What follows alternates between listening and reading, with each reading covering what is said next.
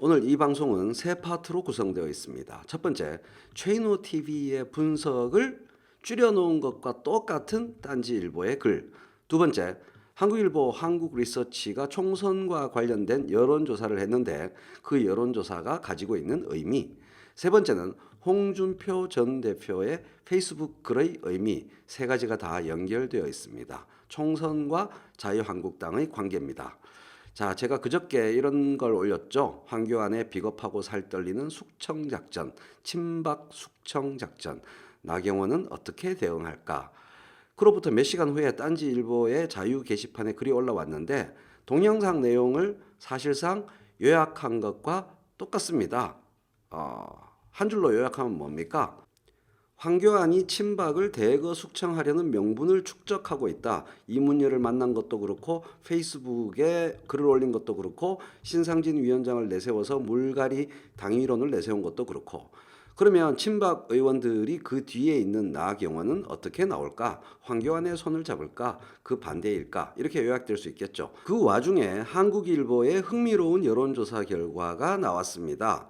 내년 총선에 지역구 국회의원으로 투표할 정당 후보를 묻는 여론조사에서 더불어민주당이 23.9%, 자유한국당이 18.3%를 기록하고 정의당이 3.8%를 기록했습니다.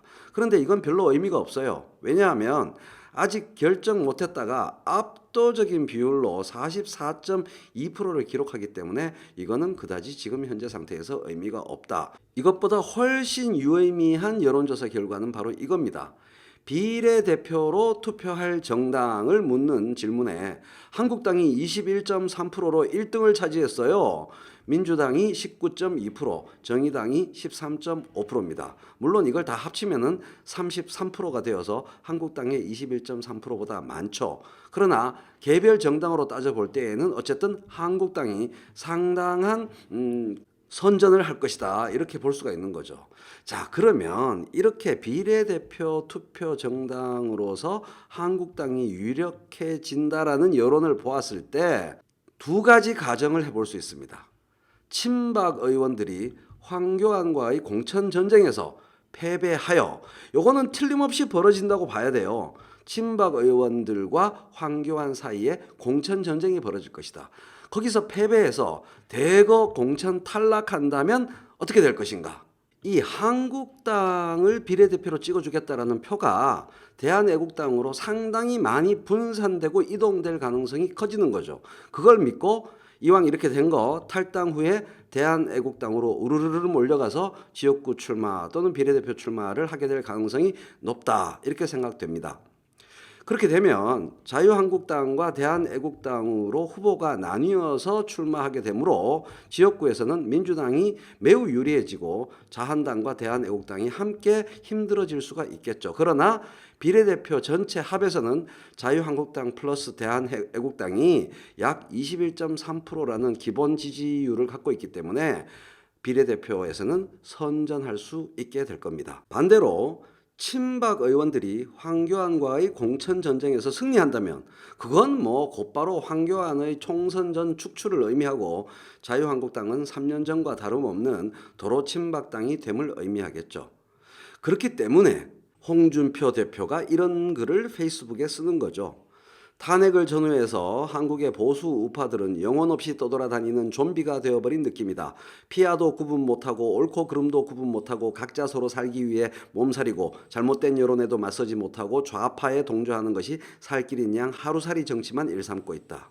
이것이 지난해 이문열 선생을 홍준표가 방문했을 때 서로 일치하는 생각이었다. 아직도 자유한국당은 변한 것이 없다. 요거죠. 탄핵 책임론으로 내년 공천 물갈이를 한다고 한다. 지금 자유한국당 지도부 국회의원들 중에서 박근혜 탄핵으로부터 자유로운 사람이 단 한 명이라도 있는가? 탄핵 프레임으로부터 벗어나는 길만이 한국의 보수 우파가 살 길인데 내년 총선도 탄핵 프레임 속에서 허우적대려 하는가? 이렇게 우려를 표명했습니다만은 최인호 TV와 많은 우리 애청자분들이 보기에 자유한국당은 탄핵 프레임을 다음 총선 때까지 결코 벗어나지 못하고 허우적될 것이다. 이렇게 예측할 수 있는 것이죠. 그런데 여기서 한 가지 더 고려해야 하는 게 있습니다. 자한당 의원들 중에 상당수가 패스트트랙에 올려진 새로운 공직선거법, 준연동형 비례대표제를 중심으로 하는 공직선거법 개정안에 찬성으로 돌아설 수도 있다는 겁니다.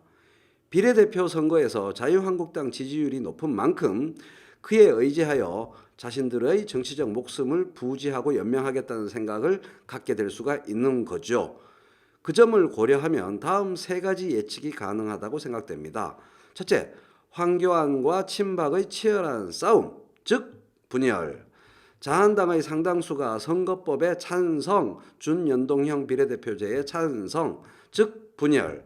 자한당의 상당수가 애국당에 입당, 즉 분열. 이렇게 세 가지의 예측이 가능하다고 생각됩니다.